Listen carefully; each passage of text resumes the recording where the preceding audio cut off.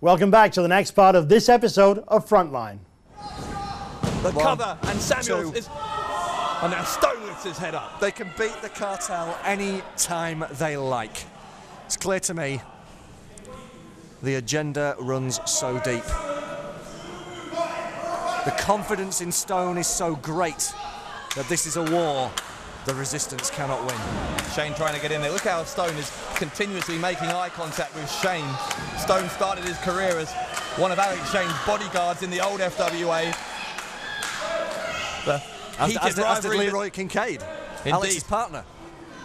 The heated rivalry between Stone and Shane built to such a level they finally had a one-on-one match that was many years in the making. Stone beating Shane back in October 2008. There's that German suplex big boot combo again on Shah Samuels. Shah Samuels is a friend of mine and he is unconscious. Will someone please get out of here? The referee has disqualified both Joel Redmond and Yestin Reese. Yes, thank goodness. Thank goodness for Chris Roberts. Chris Roberts, the referee, being chased around the ring by an irate Reese, and Redmond, and Morales is there as well. Mr. Smooth, Mr. Suave. Yestin Reese, a normally unflappable wrestler. Yestin Reese has lost the plot here. He's furious. It's absolutely the right decision. Redmond was already on a red card. I think Reese was on a yellow. Just relentlessly trying to end a man's career. The double team, I guess. Illegal double team in the ring. I can only think that must have been the call. Well, effectively, that means the Resistance now with a 3-on-2 advantage, but of course, in reality, as you can see... That's huge. Well, it's not, because as you can see, Shah Samuels is completely unconscious. Samuels is being helped out.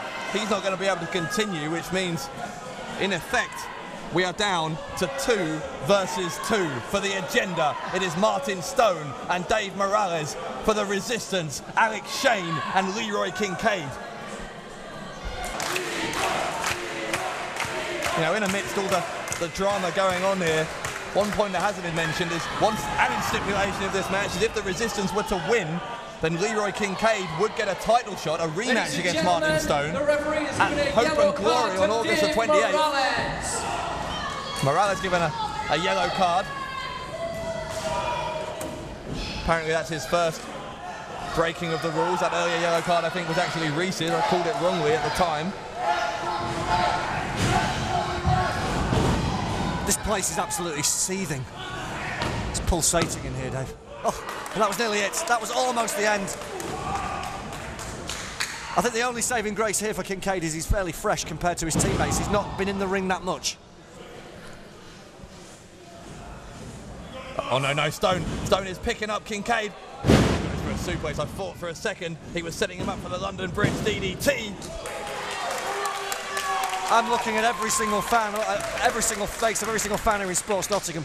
They are gripped by what is going on here in this ring. I think they realise that this is something special. Something... Double shoulder block. Stone leaves the ring. Morales makes the cover. And Kincaid gets his shoulder up. The Resistance survives, but only by a second. If Leroy Kincaid loses this now, what are the implications for British wrestling? They're huge. I mean, this has been a dominating victory if the agenda goes on to win this. To win it 2-0 and to have done some very, very severe damage, apparently, to Shah Samuels and Terry Frazier. I mean, British wrestling suffered so many false dawns in the past. I mean, the world view of the agenda, it could put pay to yet another one. We are an industry that used to be watched by 7 million people every weekend. We are an industry that in the 1930s could bring London's West End to a standstill with traffic backing up to go and see professional wrestling. Can we do that again? I believe we only can if Leroy Kincaid can survive somehow and provide a miracle for these fans in Nottingham. Well, the spirit of the Resistance, the spirit of people like Alex Shane and Robbie Brookside and all the FWA wrestlers who came out and wanted to be part of this match when Doug Williams failed to show. I mean, that surely needs to course through the veins now of Leroy Kincaid if he's got any chance whatsoever of surviving against these two. Kincaid is fading. Stone with his huge arms wrapped around the throat of Leroy Kincaid. If his arm drops now, it's over, and it doesn't. It doesn't. The resistance lives. The resistance lives. Kincaid fighting to his feet. Come on, Leroy. A jawbreaker. Dave Morales is tagged in. Kincaid is fighting 2-on-1, but he is fighting admirably. Kincaid is up. The energy of Leroy Kincaid is superhuman, Bradshaw. There comes a moment in everyone's life where they must fight for what they believe in. And Leroy Kincaid, your moment is now. It's going for the spiral tap. It's the somersault off the top. Kincaid with one of his trademark moves. Stone is screaming at Morales, don't give up. Look at Stone. Oh no, Morales moved. Morales moved.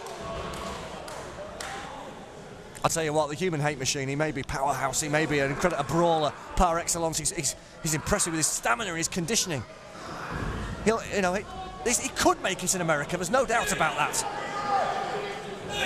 Of course he could. Leroy Kincaid, and maybe he will one day. But Leroy Kincaid is not going to do it at the expense of the industry that made him. Moonsault! What? Morales went for a springboard moonsault. He didn't get it, and instead he got turned inside out by a spear from Leroy Kincaid. And Leroy Kincaid just pinned Dave Morales. Eliminated.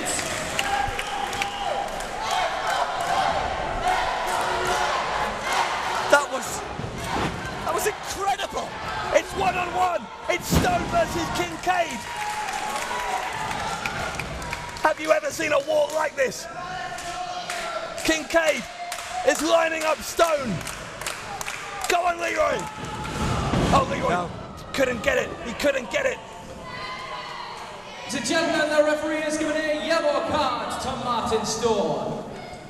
As you can imagine from the footage you've just seen, the match between Dave Morales and Leroy Kincaid is set to be one of the hardest hitting matches in FWA history. In addition, local Devon star Nick Riley, who gave an impressive debut against Joel Redman and Yestin Reese at the London Expo,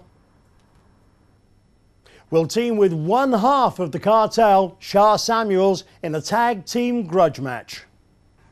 You can guarantee that the agenda want to do as much physical damage as possible to their opponents prior to Hope and Glory. But if the footage you're about to see is anything to go by, resistance may not be futile. It's leader versus leader. It's the two figureheads of these two opposing movements and philosophies going one-on-one, and only one can win the war! No! London Bridge! A London Bridge DDT from the World Heavyweight Champion! What? Well, Stone isn't going for the cover. Stone is demanding that referee Chris Roberts counts him out. You know what this is, Greg? Stone has realised he can't win a dominating victory in terms of sheer numbers, in terms of how many of his team have survived, so he wants to make a statement another way.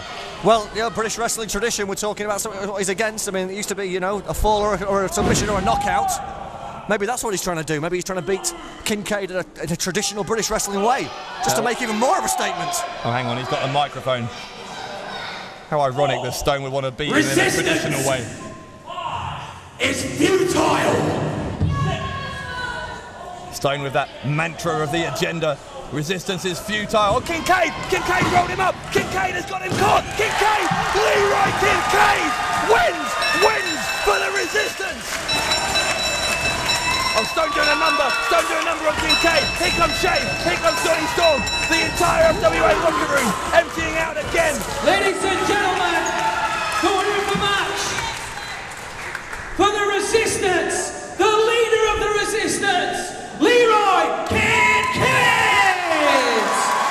Against all the odds, Leroy Kincaid rolled up Martin Stone and won a vital victory for the FWA and a vital victory for everybody involved in British wrestling. You can find the concluding part of this episode on the FWA YouTube channel now. This is the resistance, and we need your help.